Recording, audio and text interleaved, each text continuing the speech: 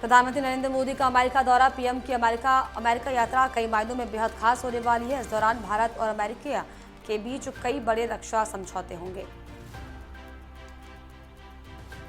PM Modi की America यात्रा से पहले दोनों देशों के बीच ड्रोन डील हो चुकी है। वहीं इस दौरे पर सबसे बड़ी डिफेंस डील को अंजाम दिया जाएगा।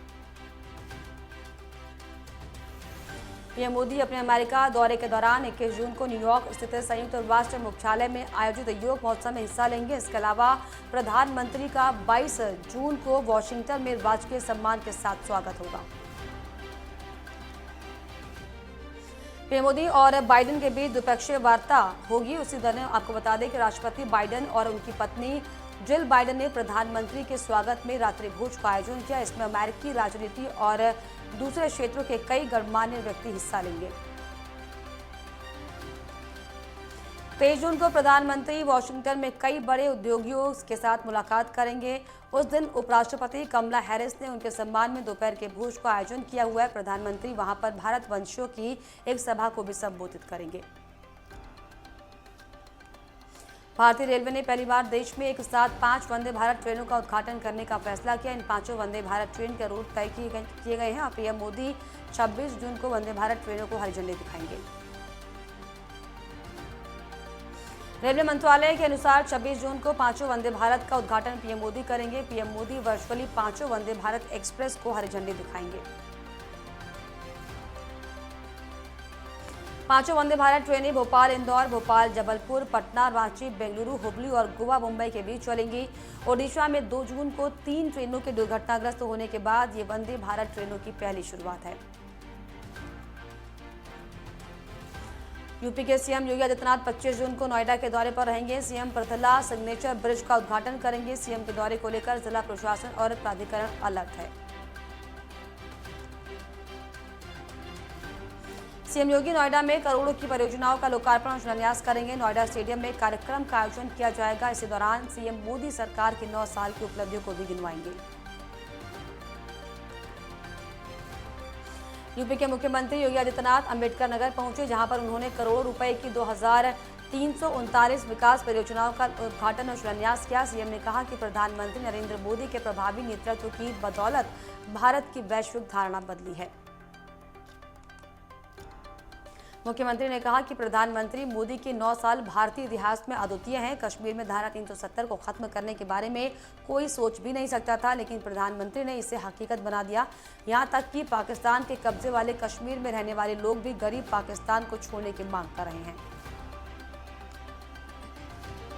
सीएम योगी ने कहा कि भारत के बुनियादी ढांचे का विकास हो, आंतरिक और बाहरी सुरक्षा हो या फिर गरीब कल्याण की योजनाओं को आम जनता तक पहुंचाने का काम हो, हर काम बड़ी ईमानदारी से किया गया। मुख्यमंत्री ने कहा कि आज का भारत बदल गया है, जैसे कि इसके बारे में दुनिया की धारणा बदल गई है। दुनिया अब भारत को संकट में देख रही है और प्रधानमंत्री अब संकट मोचक के रूप में काम कर रहे हैं। 9 साल पहले सीमावर्ती क्षेत्रों में घुसपैठ होने की बात कहते हुए सीएम ने कहा कि अब ऐसा नहीं होता है। अगर ऐसा होता, ऐसा करने का भी दुस्साहस कोई करता है तो भारत आज दुश्मन को तबाह करने के लिए उसके ही गढ़ में हवाई हमले और सर्जिकल स्ट्राइक करने का साहस रखता है। सीएम ने कहा कि 9 साल पहले इस देश में आतंकवाद, उग्रवाद, माओवाद और नक्सलवाद था, जो 115 से ज्यादा जिलों में फैला हुआ था। आज ये घटकर 3 से 4 जिलों में रह गया है। भारत की धरती से राम राज्य की नींव रखी जा चुकी है और इसकी दूरदर्शिता जल्द ही साकार होगी।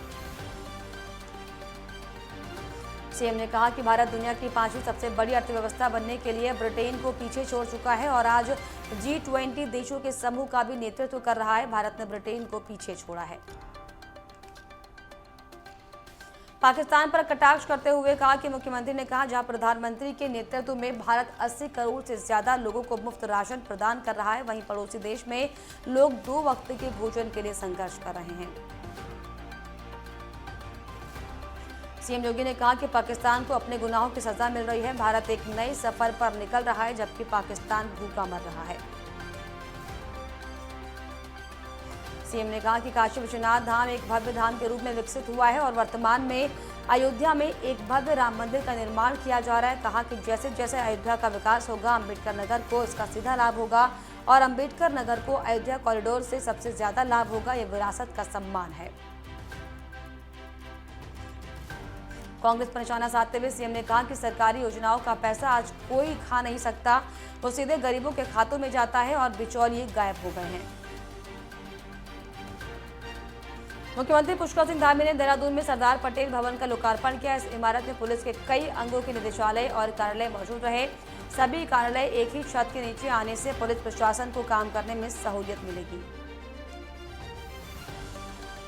मुख्यमंत्री और पुलिस महानिदेशक अशोक कुमार ने भी इस इमारत को पुलिस प्रशासन के लिए एक बेहतर कार्य बताया। मुख्यमंत्री का कहना है कि इस इमारत के लोकार्पण के बाद प्रशासन बेहतर काम कर सकेगा और स्मार्ट पुलिस बनने की तरफ एक और कदम आगे बढ़ा है। 21 जून को अंतर्राष्ट्रीय योग दिवस बड़े धूमधाम के साथ मनाया जाएगा। इसी के तहत उत्तराखंड में भी कई जगहों पर अंतर्राष्ट्रीय योग दिवस कार्यक्रम का आयोजन किया जाएगा। मुख्यमंत्री पुष्कर सिंह धामी ने प्रधानमंत्री नरेंद्र मोदी का धन्यवाद करते हुए कहा कि हर घर और ऑफिस में योग किया जाए ताकि हर कोई योग करने से निरोग रह सके। इसी कल्पना के साथ योग दिवस मनाया जाएगा।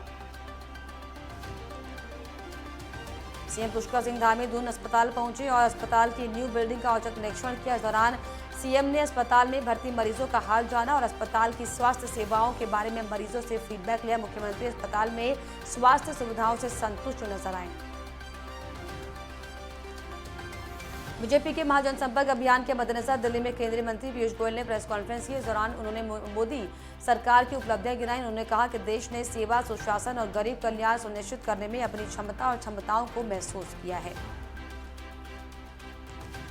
उन्होंने कहा कि मोदी सरकार में देश ने विकास की बुलंदियों को छुआ है। स्वास्थ्य, शिक्षा, रोजगार, खेती, किसानी, उद्योग से लेकर हर दिशा में देश ने विकास किया।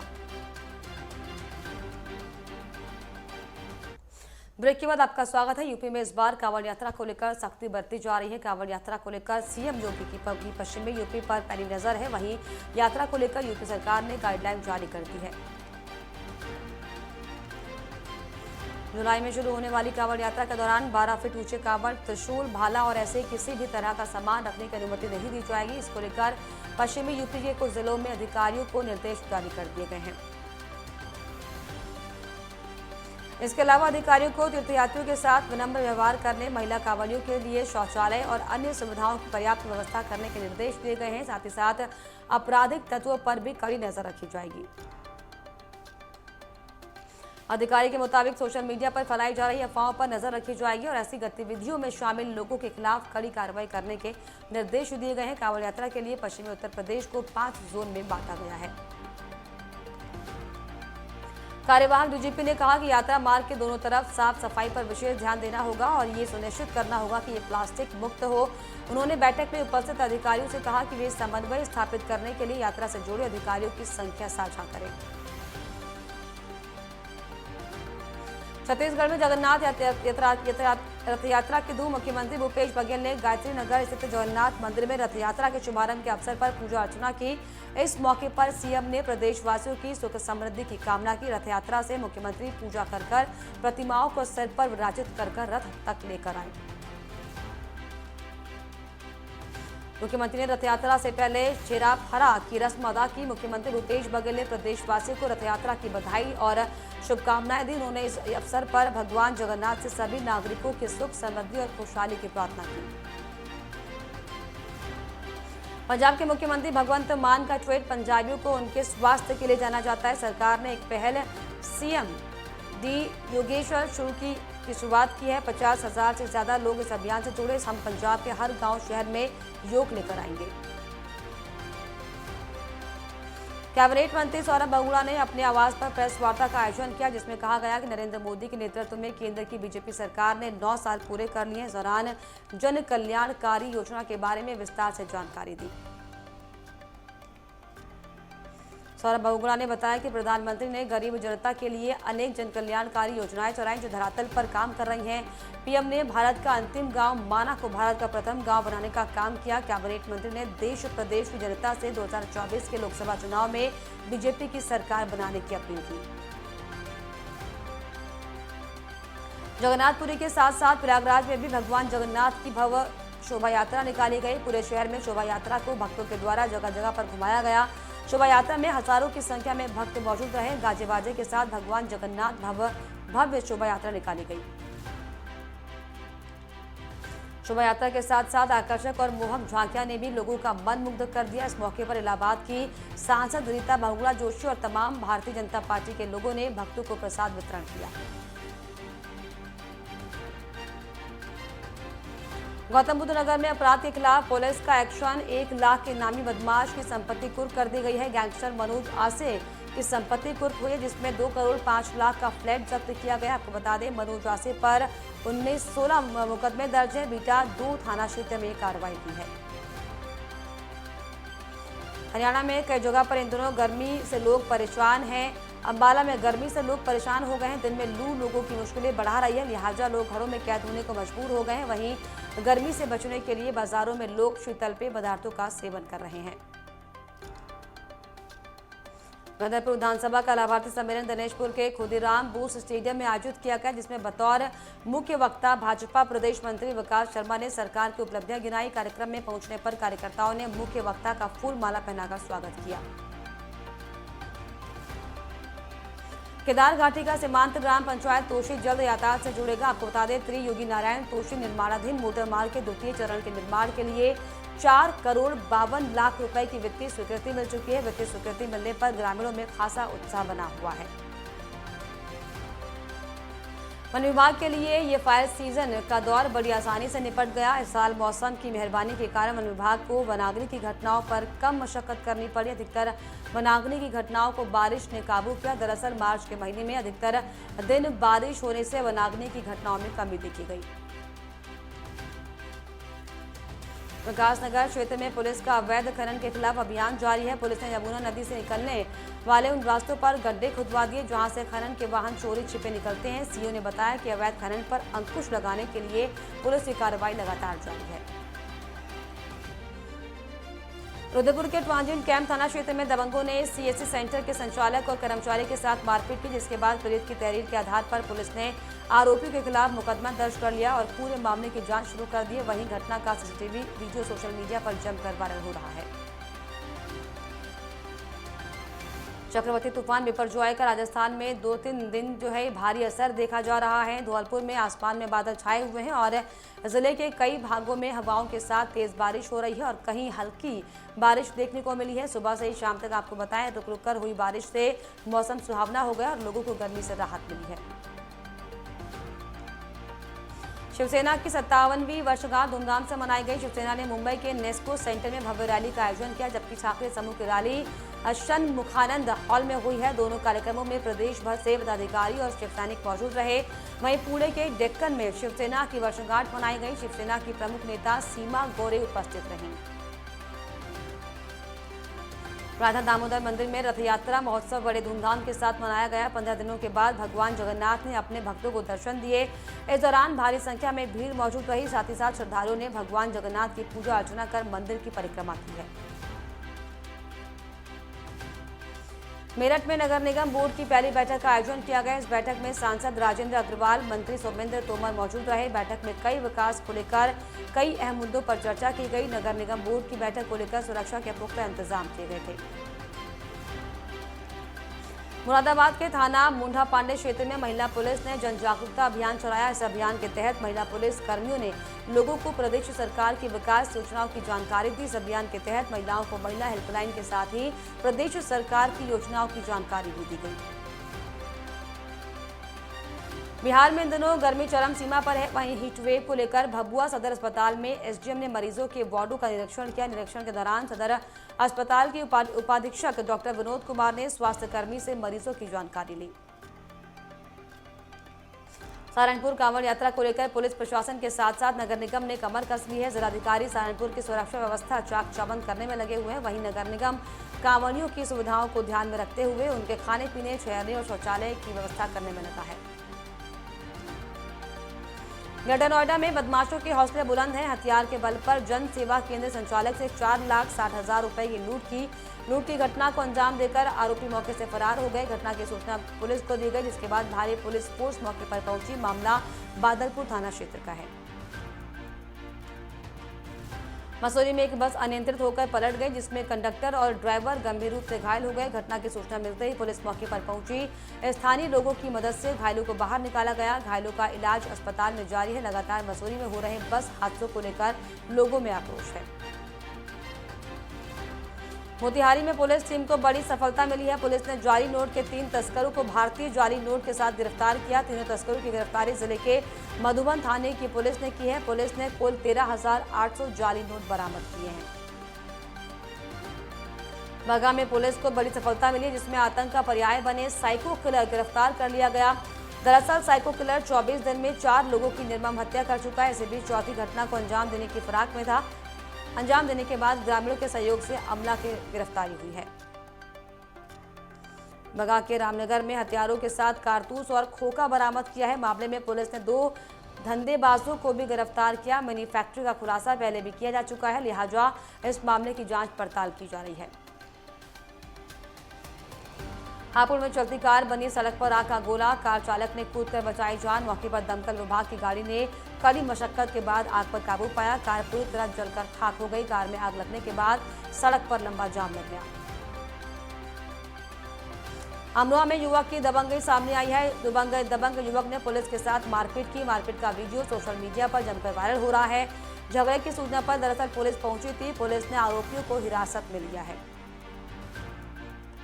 एटा में आपसी विवाद को लेकर नशेड़ी ने युवक को मारी गोली। गोली लगने से युवक की हालत गंभीर हो गई। रास्ते में निकलने के बाद विवाद को लेकर दरअसल दोनों में एक दूसरे से कहासुनी हुई थी। मौके पर पहुंची पुलिस ने घायल को एटा मेडिकल कॉलेज में एडमिट कराया। मामला थाना सकेत क्षेत्र का है। बदायूं में तेज रफ्तार कंटेनर ने बाइक सवार को रौंदा। हादसे में बाइक सवार समेत 3 लोग गंभीर रूप से घायल हो गए। वहीं मामले की सूचना पर पहुंची पुलिस ने सभी घायलों का इलाज के लिए उन्हें अस्पताल में भर्ती कराया। अस्पताल पहुंचने से पहले 2 लोगों ने दम तोड़ दिया। मामला उघैती थाना क्षेत्र का है। कानपुर देहात में बड़ा चोरों का आतंक। पुलिस को खुली चुनौती दे रहे चोरों ने 7 घरों को निशाना बनाया। एक के बाद एक 7 घरों में चोरों ने नकदी समेत जेवर किए पार। 7 घरों में करीब 12 लाख के जेवर और नकदी पार किए गए हैं। पुलिस ने 4 संदिग्धों को हिरासत में लिया। पुलिस मामले की जांच में जुटी हुई है। शाहजहांपुर में पाटलिपुत्र एक्सप्रेस ट्रेन से एक युवक अचानक प्लेटफॉर्म पर गिर गया। हाई स्पीड ट्रेन से गिरने के बाद यात्री प्लेटफॉर्म पर लगभग 100 मीटर तक फिसलता चला गया, जिसका वीडियो सोशल मीडिया पर वायरल हो रहा है। फिरोजाबाद में 15 दिवसीय मिशन शक्ति जागरूकता अभियान चलाया जा रहा है, जिसके तहत समस्त थानों पर गठित टीम ने महिलाओं को शासन प्रशासन के कई टोल फ्री नंबर एवं सोशल मीडिया प्लेटफॉर्म के बारे में कई जानकारियां दी हैं। फिरोजाबाद में लगातार प्रशासन लोगों की समस्याएं सुन रहा है। शासन नीति के अनुरूप एसपी ग्रामीण के साथ साथ सभी सर्किल के सीईओ प्रतिदिन अपने कार्यालय पर जन समस्याएं सुनते नजर आ रहे हैं। रामनगर रेलवे स्टेशन से लगभग कुछ ही दूरी पर ट्रेन से कटकर एक व्यक्ति की दर्दनाक मौत हो गई। राहगीरों ने घटना की सूचना रेलवे पुलिस को दी, जिसके बाद पुलिस ने शव को कब्जे में लेकर पोस्टमार्टम के लिए भेज दिया है। फिलहाल मामले की जाँच की जा रही है। अमरोहा में कपड़े की मार्केट में आग लगने का मामला। दरअसल पुलिस ने आग लगाने वाले आरोपी को गिरफ्तार किया है। आरोपी से पूछताछ में पुलिस जुटी हुई है। सीओ सिटी विजय राणा ने मामले की जानकारी दी। घटना नगर कोतवाली क्षेत्र के नौबत खाने की है। गिरिडीह में अपराध की घटना को अंजाम देने वाले 2 आरोपियों को बेंगाबाद पुलिस ने गिरफ्तार किया है। इसकी जानकारी डीएसपी संजय राणा ने प्रेस वार्ता कर दी है।